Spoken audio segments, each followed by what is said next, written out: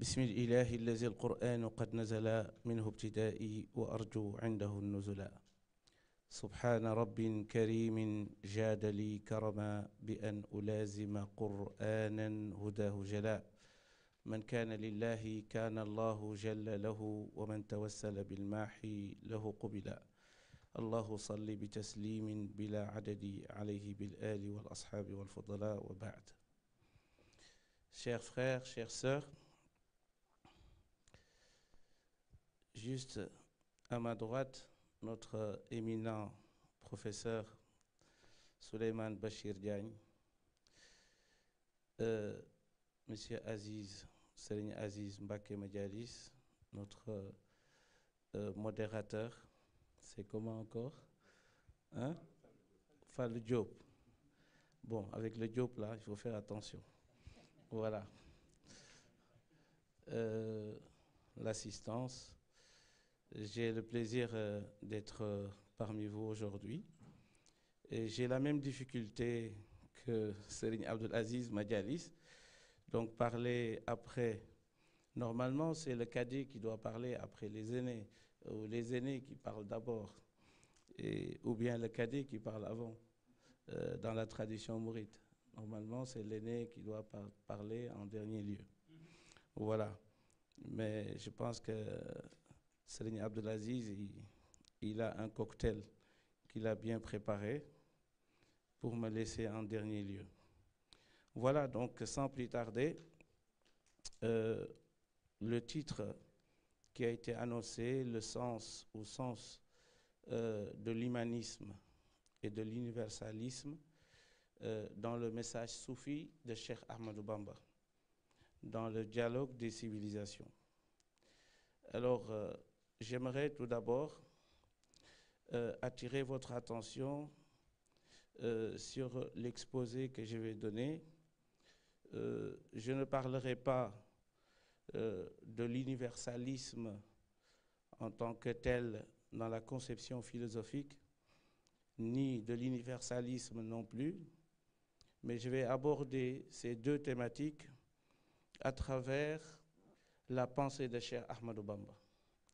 Et nous allons découvrir que Serigne Touba ou Khadim Rassoul, Cheikh Ahmadou Bamba, le saint du Bawal, il n'a pas utilisé ces termes, mais il a utilisé des termes qui lui sont propres.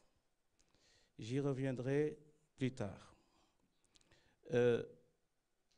Parler du dialogue des civilisations, car c'est le thème central, comme le modérateur l'a si bien dit à l'entame de ses propos, que c'est le maître mot de ce panel. Donc nous savons tous que les peuples ont toujours échangé à travers l'histoire.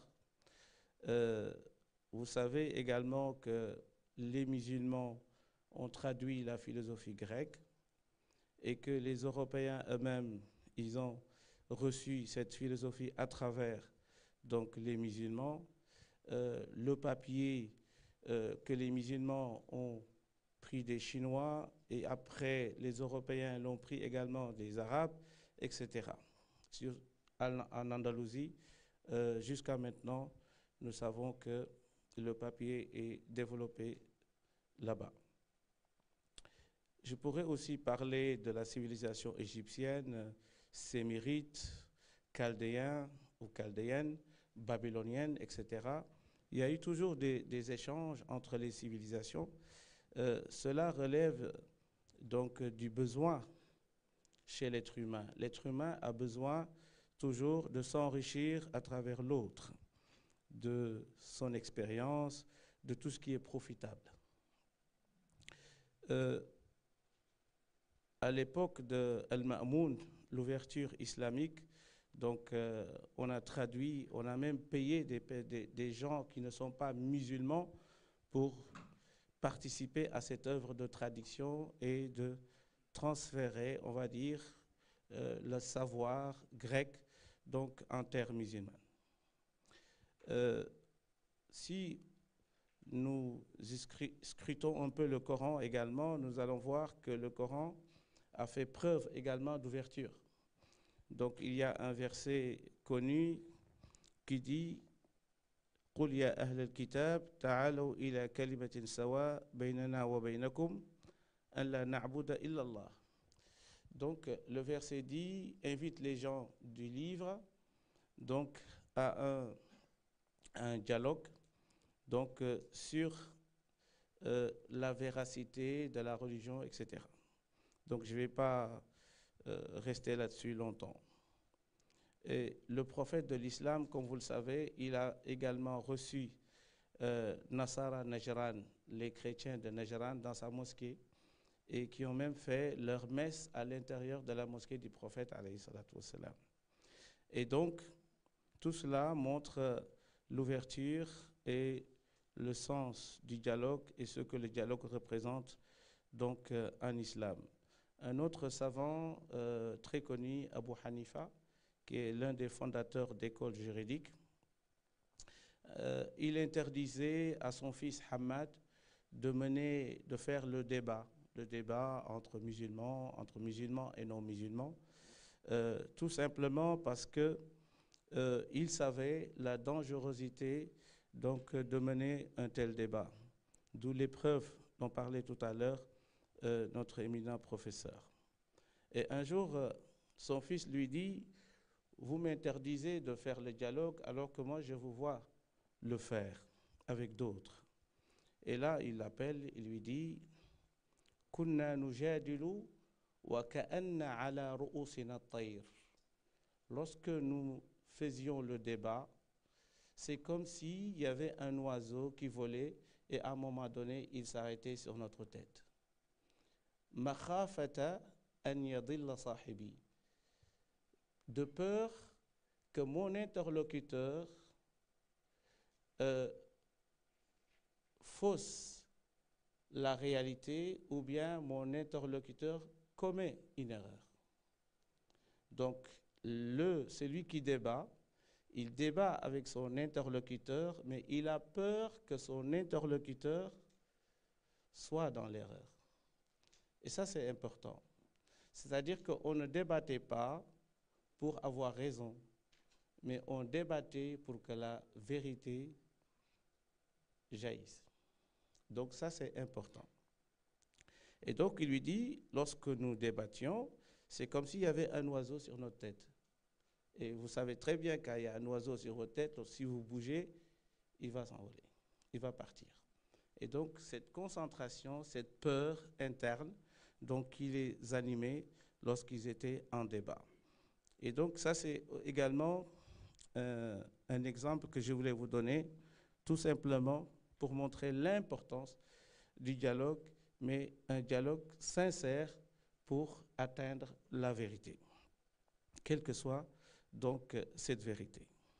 Nous savons également que Shafi'i, Imam Shafi'i, il disait Ra'yi sawabun yahtamilu al-khata wa ra'yu ghayri khata'un yahtamilu al-sawab. Il disait mon avis est correct, mais qui contient une probabilité de fausseté. L'avis de l'autre est faux, mais contient une probabilité de véracité. Et donc, c'est-à-dire que là, on est dans une dimension donc d'acceptation de l'autre, de son avis, de son opinion, même si on est en contradiction. Alors, c'était tout simplement une petite introduction pour vous parler maintenant de la pensée de Cheikh Ahmadou Bamba en ce qui concerne l'universalisme et l'humanisme. Pour comprendre le sens de l'humanisme chez Ahmadou Bamba, il faut comprendre d'abord la théorie ou une théorie qui a été développée par certains intellectuels mourides, en commençant par Serigne Saliou Salam, un intellectuel mouride connu, et qui a été développée également par la génération qui est venue après Abdul Aziz Madialis, moi-même, Moustapha Diop Koki. Dans le mouridisme sont, on va dire, les personnages qui ont donné plus d'importance à ce concept et qui ont fait des études là-dessus. Actuellement, à l'heure où je vous parle, j'ai parachevé un ouvrage sur la khidma, dont je vais vous donner quelques extraits. En fait, mon exposé aujourd'hui, c'est une partie tirée de cet ouvrage. Donc, vous êtes privilégié en quelque sorte avant l'apparition de l'ouvrage. Alors, donc, parler de l'humanisme et l'universalisme, c'est comprendre qu'est-ce que la khidma chez Ahmadou Bamba. Alors, là, je vais également vous rappeler que je suis un technicien du texte. Donc moi, je pars toujours à partir des textes et je donne mon analyse. Chez Ahmadou Bamba nous dit, dans un de ses poèmes, Ubay'ul yawma ar-rasoul al-Mustafa bi khidmatin wa as'alullah al-wafa. Il dit, j'ai fait un pacte avec le prophète. Al-Rasoul al-Mustafa, Al-Rasoul c'est le prophète, Al-Mustafa c'est l'élu. Bi khidmatin, le pacte, le contenu du pacte c'est quoi? C'est la khidma. Nous allons comprendre après qu'est-ce que la khidma. Et il dit, ce qui est intéressant, wa as'alullah al-wafa, je demande à Allah, je demande à Dieu, exalté soit-il, que je puisse respecter les clauses de ce pacte. Al-wafa bi shurut al-khidma. Quelles sont les clauses, les conditions de cette khidma? Alors, la première clause ou la première chose à retenir, c'est de ne pas verser le sang. Le cheikh, en tant que soufi, en tant qu'un homme qui est en face de la colonisation à l'époque, c'était au 19e siècle, 20e siècle, et donc son peuple est colonisé. Donc il est sous le joug colonial. Il est même, avant qu'il fasse cette déclaration-là, il n'était pas encore donc un captif ou bien un prisonnier des colons. Il était encore libre. Donc c'est à ce moment-là qu'il a dit ce vers, qu'il a formulé ce vers. J'ai fait un pacte avec Dieu, avec le prophète. Et ce pacte consiste à quoi? C'est de lui rendre un service. Et donc quand on parle du prophète, on parle de l'islam parce que c'est lui qui incarne donc l'islam. Et donc la première clause, c'est de ne pas verser le sang et d'éviter l'animosité et la haine. Et il le dit ailleurs, il dit bila idan ou alami wa biya jaddid sabil bila idan ou alami. Il dit, il fait une invocation, il dit à Dieu, fais de moi le réformateur de la voie, c'est-à-dire la voie islamique. Ou, si vous voulez également, le réformateur du siècle, parce que le vers n'est pas déterminé. Et donc, fais de moi, as-sabil, c'est la voie. Et donc, il faut situer Cheikh Ahmed Bamba dans ce contexte-là pour comprendre réellement ce qu'il veut nous dire. Il vit dans un contexte colonial, mais il vit également dans un contexte entre confréries. C'est-à-dire, il y avait les Tidjanes, il y avait les Qadirs, il y avait les Chazilites et la nouvelle voie, qui est la voie mouride, et qui veut être une voie unificatrice, qui n'est pas une voie qui veut frayer sa propre chemin, mais qui veut unir, qui veut vraiment mettre tout le monde dans la même, on va dire, voie. Et donc, il va nommer cette voie, ou les disciples, il va les nommer mourides, c'est-à-dire l'aspirant. Nous savons que les Tidjanes, les Qadirs, toutes les voies soufis appellent leurs disciples mourides. Et donc, lui, il ne veut pas se distinguer, parce qu'il y a déjà de la divergence, il y a déjà donc des voies multiples. Et donc, lui, il n'est pas venu pour rajouter encore une voie. Et donc, c'est dans ce sens-là que le cheikh va nous dire euh, concernant les voies soufis, فكل ورد يورد المريد لحضرة الله ولن يحيد سواء انتمى إلى الجيلاني أو انتمى لأحمد التيجاني أو لسواهما من الأقطاب إذ كلهم قطعا على الصواب. Il nous dit, quelle que soit la voie à laquelle tu appartiens, que ce soit Tijan ou Khadir, notre objectif est le même, c'est le fait de tendre vers Dieu. Et donc, le plus important, ce n'est pas de se dire je suis Tijan, je suis Khadir, je suis autre, mais le plus important, c'est de créer ce lien avec le divin, avec n'importe quel moyen qui te permet d'atteindre ou bien de renouer ce lien avec le divin. Et donc ça c'est un point très important, parce qu'on voit ici, il tend pas vers l'individualisme, mais vers le commun. Ce qui est commun entre les musulmans. Et puis plus tard, on verra, il va même sortir de ce cadre, le cadre musulman, pour parler d'un autre cadre plus vaste, c'est le cadre de l'humanité. Lorsqu'il dit « Kunu muhibbin al-khuyur li jami'i khalqi ilahina al-muqaddami al-badi'» Nourrissez le bien pour toutes les créatures de Dieu. Et donc là, il sort du cadre confrérique, du cadre musulman, pour s'adresser à l'humanité. Mais le concept de khidma est un concept qui mérite des études et des études. Les études qui ont été menées jusque-là n'ont pas encore touché le fond. Parce que moi-même qui est, on va dire, depuis, 20 ans, j'étudie ce concept. Je n'arrive pas encore à cerner ce concept.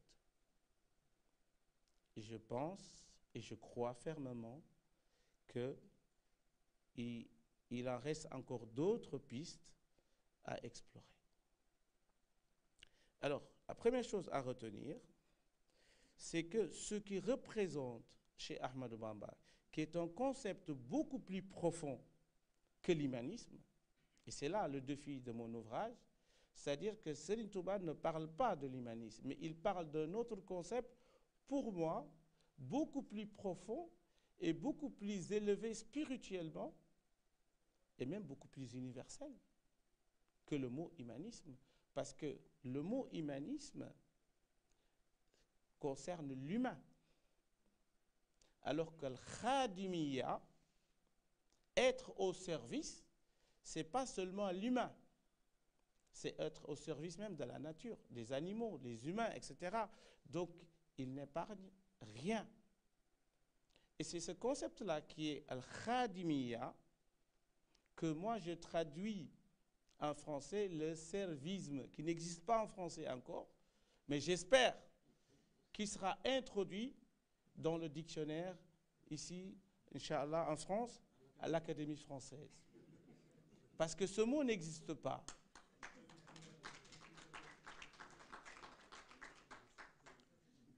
Le servisme, al-khadimiyya, et donc qui signifie être au service de la nature. Nous savons que dans la philosophie occidentale, par exemple, prenons Descartes comme exemple, qui nous dit l'homme doit être maître et possesseur de la nature. C'est-à-dire qu'ici, il y a une hégémonie de l'homme sur la nature. Alors que pour Serigne Touba, ce n'est pas le cas, c'est le contraire. L'homme doit être au service de la nature. Ce n'est pas celui qui exploite, mais celui qui est soumis à la nature, mais pour plaire à Dieu. Et c'est ça la grande différence entre la pensée de Cheikh Ahmadou Bamba concernant l'humanisme et concernant également la conception qu'on a aujourd'hui de la nature, que lui, il part del khadim. Je suis le serviteur. Et lorsqu'on compare même les hommes spirituels, on va entendre Cheikh al-Akbar, on entend des grands noms. Cheikh al-Akbar, le grand maître. Sultan al-Arifin, le sultan des connaisseurs. Taj al-Arifin, la couronne des connaisseurs. Serigne Touba, il n'a pas choisi un concept aussi flattant ou aussi, on va dire, qui lui donne une aura. Mais il a choisi d'entrer par la porte de l'humilité. L'humilité. Il a choisi Khadim.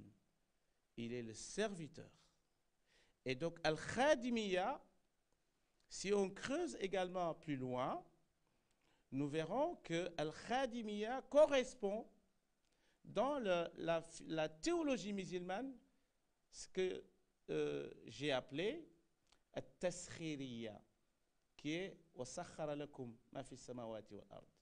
Dieu a mis ou a assujetti ou à faire soumettre donc la nature pour les humains. Al-Khadimiyya At-Taskhiriyya, c'est quoi? Contrairement à la philosophie ou une bonne partie de la philosophie occidentale où on parle de la volonté de puissance, c'est-à-dire qu'on a tendance à dominer, à dominer, alors que ici, ce n'est pas la domination. Ici, c'est rendre service, être au service. Et donc, c'est deux choses différentes. Alors, Al-Khadimiyya correspond, parce que quand j'ai fait mes recherches, j'ai trouvé que pour comprendre la khidma, il faut aller voir le verset 32 de la sourate 43, l'ornement Zukhruf. C'est le verset pour moi qui montre réellement ce qu'est la khidma. La khidma pour moi, c'est le moteur de l'histoire. C'est le carburant de l'histoire, si vous voulez. Sans la khidma, il n'y a rien qui marche. Allah Azza wa Jal, exalté soit-il, nous dit Nahnu qasamna ma'isha baynahum ma'ishatahum fil hayati dunya. Dieu dit, nous avons réparti leur subsistance dans ce bas monde. C'est Dieu qui a réparti cela. Wa rafa'na ba'dahum fawqa ba'd darajat. Il y a des personnes qui vont être certainement au service des autres. Il dit liyattakhidha ba'duhum ba'dan sukhriya, pour que les uns prennent les autres à leur service. Et c'est vice-versa. Le professeur Salyouman Bachir Diagne, il était en train de vous donner un service. Vous également, vous êtes en train de l'assistance, vous êtes en train de donner un service à l'Institut. L'Institut est en train de donner un service aux Lyonnais. Également, et c'est ainsi de suite. Chaque personne, il est au service de l'autre, et l'autre aussi, il est au service de l'autre. Vous avez l'argent, vous allez chez le boucher, vous allez acheter de la viande, vous êtes en train de rendre service donc, au boucher. Le boucher aussi, il va encore rendre service à quelqu'un d'autre, et ainsi de suite. Et la chaîne, elle est interminable. Et c'est pour ça que le poète arabe, il l'a bien dit. Il a dit « An-nasu lin-nasi ba'dun min badwin wa hadiratin ba'dun li ba'din wa in lam yash'uru » Écoutez bien, « khadamu ». C'est le mot « khadim » qu'il a utilisé. Il dit les gens, qu'ils le sachent ou pas, ils sont au service les uns des autres. Que tu le saches ou pas. Et ça, c'est un verset coranique. Et donc, Cheikh Ahmed Bamba, il s'inscrit dans cette optique-là pour nous dire qu'en fait, être khadim, c'est être au service, mais pas seulement être au service, mais avec amour. Avec amour. Parce que lorsque tu es employé, que tu travailles par exemple, tu as une rémunération, tu rends un service. Mais parfois, n'as pas même envie de travailler. Ou bien tu es pressé pour attendre à la fin du mois pour gagner, prendre ta rémunération, etc. Mais est-ce qu'il y a l'envie et l'amour du travail? Et c'est ça qui fait la différence entre la khidma et le travail. Le travail, c'est al-amal.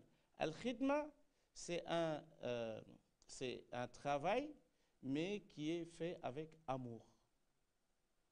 Et lorsque on devient khadim, et c'est contraire, c'est diamétralement opposé, quand moi je deviens ton khadim, ton serviteur,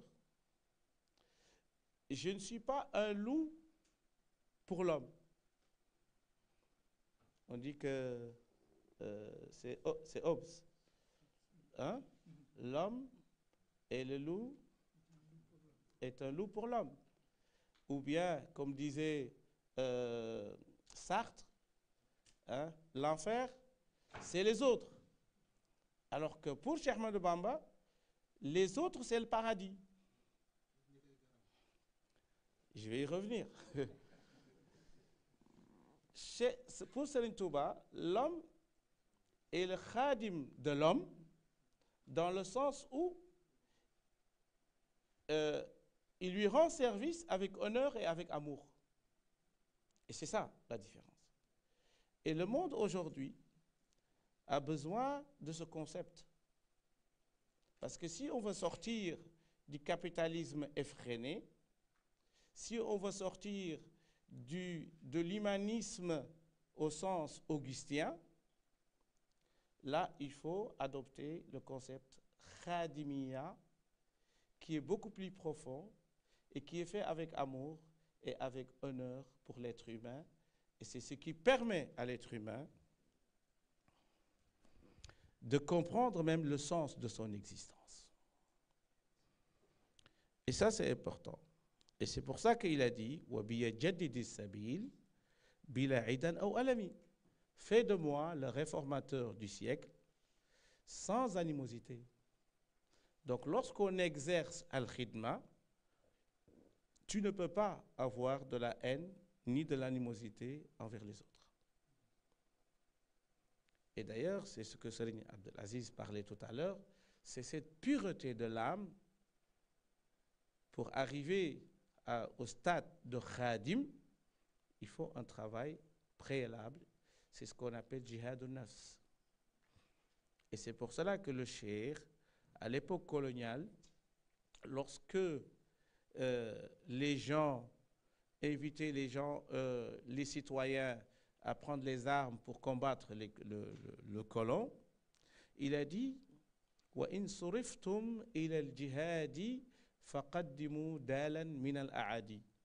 Si on vous invite à combattre les colons, combattez d'abord, parce qu'il y a une priorité, combattez d'abord vos propres ennemis qui sont avec vous et que vous n'arrivez pas à vous débarrasser. Et il a énuméré 4 ennemis. Un nafs, c'est l'âme charnelle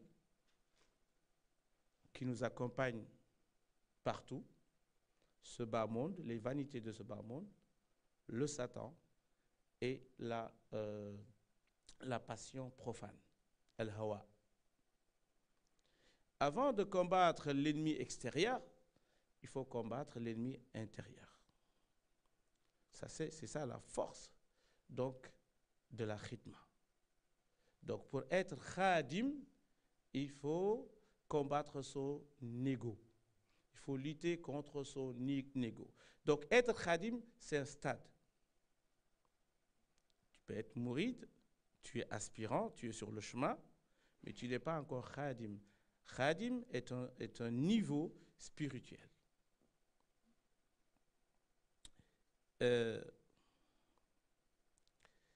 Il va nous dire, le cheikh lui-même, avec l'histoire de Oumar Niang, le cheikh va terminer avec Oumar Niang dans sa discussion.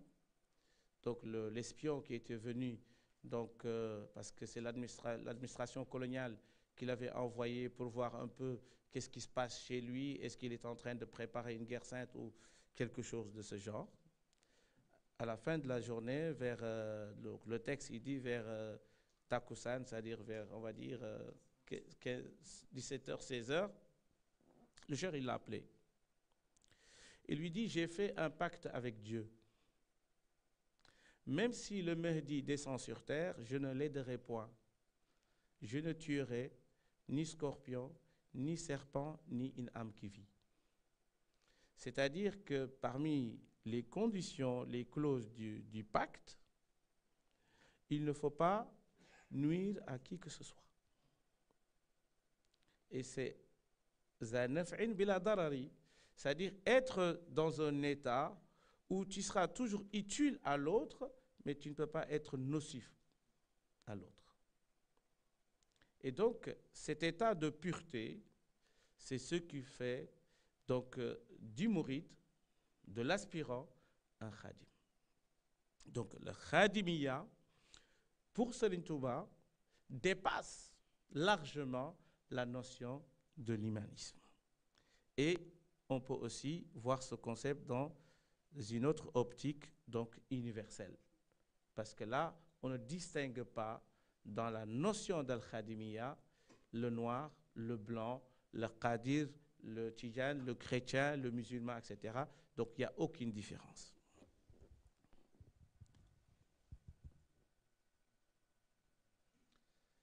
Alors, pour aller rapidement,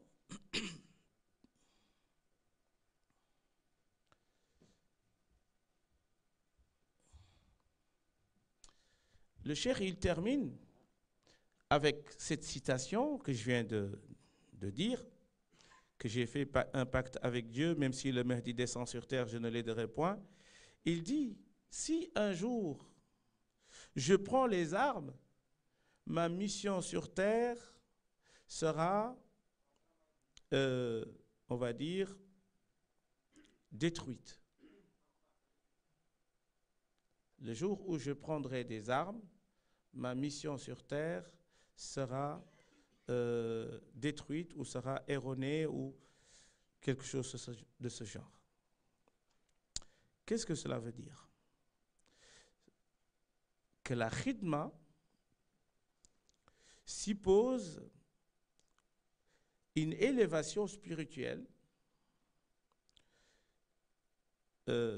qui permet à cette personne de ne pas nuire, mais de ne pas être nui. Et ça, nous le verrons tout à l'heure dans ses poèmes, comment il articule tout cela.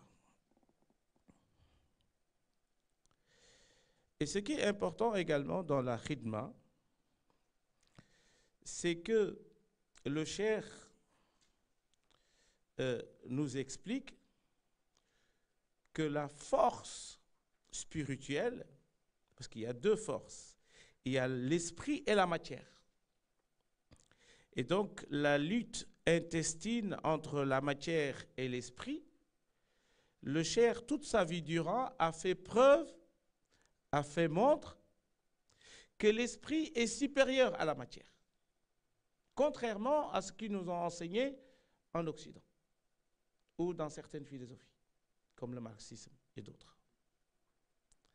Et c'est pour cela qu'il va nous dire, donc, Dr Suleiman, le même vers que vous avez cité avec Cheikh al-Akbar, Al-Hubbu Dini, que l'amour est ma religion, le cheikh, il le dit autrement. Il dit Diniya hubbullahi wal mushaffa'i mustaghniyan bi sirrihi an midfa'i. Ma religion est l'amour. Et donc là, pour comprendre le fondement de la khidma, c'est l'amour. Le fondement de la khidma, c'est l'amour. C'est le socle qui sous-tend donc l'action de l'khadim. Il faut aimer. Et il dit, par cet amour, je me suffis ou je n'ai plus besoin d'armes.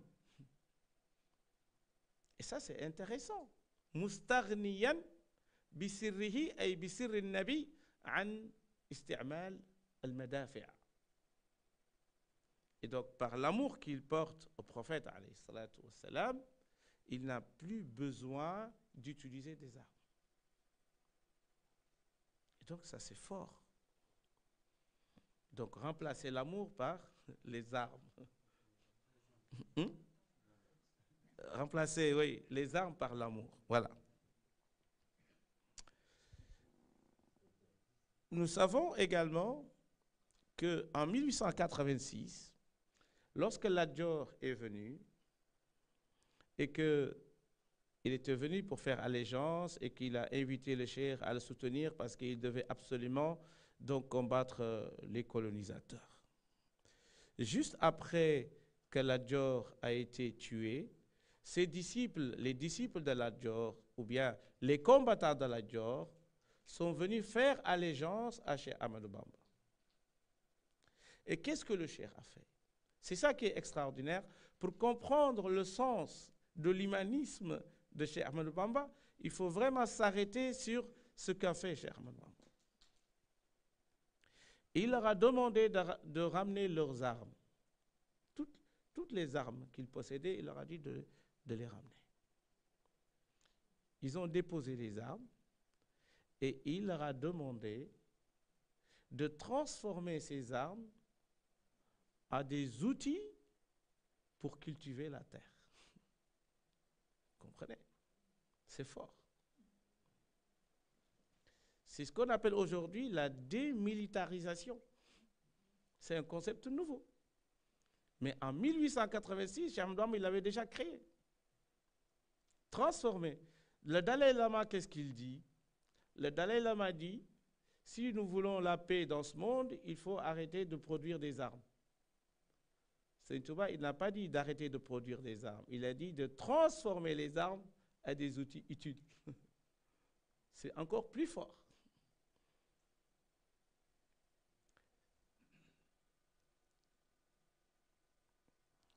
Un autre point, parce que Serigne Abdul Aziz m'avait dit que j'avais que 25 minutes. Je survole les points. Un autre point important pour comprendre également le sens de l'humanisme de Cheikh Ahmadou Bamba, la notion du pardon. Elle en a parlé tout à l'heure, la notion du pardon. Mais ce qui a encore attiré mon attention, c'est un des collègues de professeur Souleymane Bachir Diagne, que vous connaissez certainement, c'est Hamdi Zarzouk de l'Égypte, qui était un grand philosophe et qui était mon professeur. Donc, j'étais en train de lire un de ses ouvrages, intitulé d'ailleurs Al-Islam fi Asr al-Awlama, l'islam à l'époque de la mondialisation. Et il a attiré mon attention sur le pardon. Il a dit إذا أريد إجراء حوار مثمر بين الأديان. Si nous voulons établir un dialogue fructueux entre les religions, والوصول إلى تعاون مشترك فيما بينها, et si on veut une coopération entre ces religions, فإنه لا يجوز للمتحاورين أن يستعيدوا دائما في ذاكرتهم وحواراتهم عوامل الكراهية القديمة. C'est très important. Si on veut construire un dialogue sincère aujourd'hui dans ce monde, il dit il ne faut pas faire renaître les anciennes querelles du passé et les animosités du passé. Le cheikh, c'est ce qu'il a compris. Lorsqu'il a dit « Afawtu anil a'da », j'ai pardonné à mes ennemis et je n'ai aucune envie de me venger. C'est-à-dire je n'ai pas de haine ni d'animosité envers mes persécuteurs. Donc, il n'est pas possible d'établir un dialogue aujourd'hui si on continue à avoir cette haine envers l'Occident ou les colonisateurs. C'est ce que le cheikh avait compris. Et donc ça, c'est un point très important. Je ne peux pas dialoguer avec quelqu'un alors que j'ai de la haine pour lui. Pour avancer, il faut que cette haine soit étouffée. Et puis, donc, le fait d'étouffer cette haine sera la terre fertile, sera le socle sur lequel on peut bâtir quelque chose. Et vivre avec la haine, c'est encore une maladie en plus. Parce qu'il y a beaucoup de maladies qui sont dues à la conservation de la haine à l'intérieur de nous. La haine est une maladie. Et donc, il faut s'en débarrasser. C'est ce que le cheikh a compris. Et c'est pour cela qu'il le dit autrement. Shughiltu bishukuri an tazakkuri ma qad jara bayni wa bayna al-askari. Il dit, au lieu de garder mes mauvais souvenirs du passé avec le colonisateur, j'ai préféré les remplacer avec la reconnaissance. Shukr. C'est philosophique. Au lieu de passer son temps à nourrir le mal à autrui, passe à autre chose. Quelque chose qui te fait avancer. Et d'ailleurs, c'est ce qui a fait avancer aujourd'hui la voie mouride. Parce que le jour de Shukr, qui est le Magal de Touba, symbole de la reconnaissance divine, c'est ce qui a fait aujourd'hui de cette voie ce qu'elle est. Et donc c'est important de transformer les choses, de transformer la haine en amour. C'est ce que le cheikh. De l'épreuve, parce que c'est le jour où le cheikh, il a été jugé et exilé. Il a transformé en bienfait. Et donc, l'esprit positif du cheikh. Et avec cet esprit qu'on peut dialoguer. Dans le dialogue des civilisations. Alors, 2 minutes. Alors, peut-être...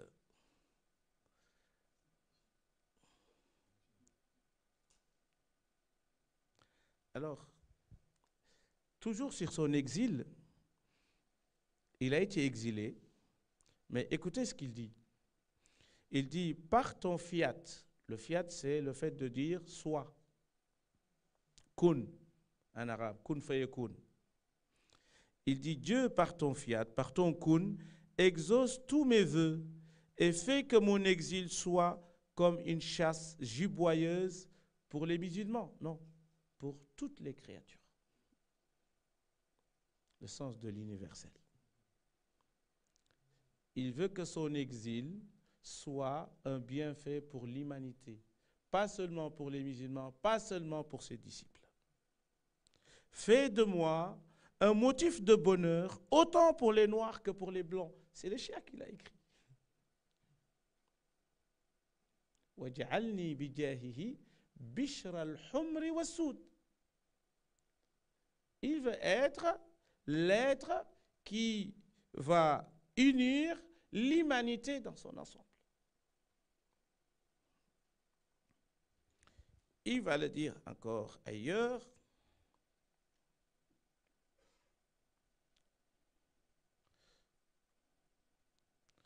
Que l'humanité tire des avantages par ma personne. Ô toi, Seigneur, rempart à tout recours à l'armement. Il parle de l'humanité, il parle de l'armement. Ce qui tue l'humanité. Et le cheikh ne s'arrête pas là.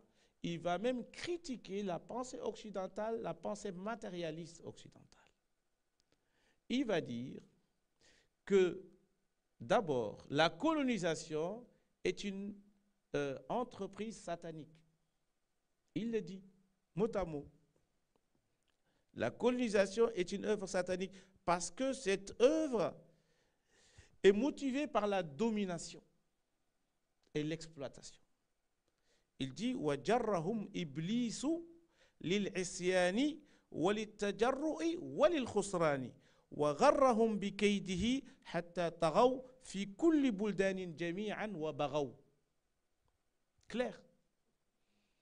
Il dit c'est le Satan qui a motivé ces peuples-là, ou ces gens-là, à aller soumettre d'autres peuples et leur mettre à leur service, malgré eux. Et donc, pour le cheikh, là, il ne parle pas du blanc. C'est ce qui est intéressant également. Il ne parle pas du blanc pour blâmer le blanc, mais il dit que c'est l'œuvre de Satan. Et le Satan est capable de détourner le noir aussi bien que le blanc. Donc là, il fait abstraction des peuples. Ce qui est intéressant. Il ne faut pas dire que les blancs ont fait ceci. Non, c'est l'œuvre du diable. Celui qui fait du mal, il est en train d'imiter le diable, quelle que soit sa couleur ou sa nationalité. Et il va dire également, وَرَأْيُهُمْ فِي حَتْفِهِمْ قَدْ دَارَ.